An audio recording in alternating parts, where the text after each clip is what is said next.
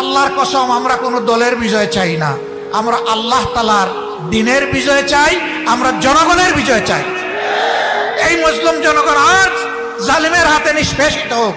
হে আল্লাহ, তুমি এই বিপদ থেকে, এই জাতিকে তুমি রক্ষা করো এবং জুলুমের বিরুদ্ধে দাঁড়ানোর তৌফিক তুমি দান করো।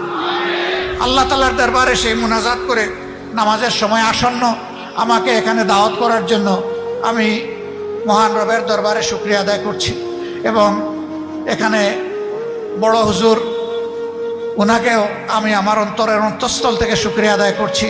উনি যে মায়াবী দাওয়াত আমাকে দিয়েছিলেন, আজকেই জালকাঠিতে আমার এইরকম আরেকটা দাওয়াত ছিল, কিন্তু আমি কোনো অবস্থাতে ওনার এই দাওয়াতকে অগ্রাহ্য করার কোনো দুঃসাহস আমি দেখাতে পারিনি। আমি মহান আল্লাহর পর ভরসা করে চেষ্টা করেছি এখানে এসে হাজির হওয়ার। নিশ্চয়ই আপনাদের কোনো হক আমি আদায় করতে পারিনি, আমাকে ক্ষমা করবেন।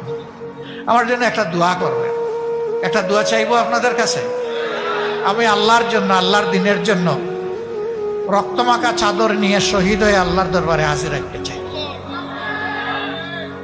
জীবন তো একটা, জীবন তো দুইটা পাবো না, আর এই মৌত হচ্ছে সবচেয়ে লোভনীয় মৌত। এই রক্তের চাদর গায়ে দিয়ে ইয়ামুত তাগাবুনে, হার জিতের দিনে মহান রবের দরবারে দাঁড়াতে চাই। একটুখানি দোয়া করবেন আপনারা ইনশাআল্লাহ। এটা বড় দুর্বল হয়ে গেল।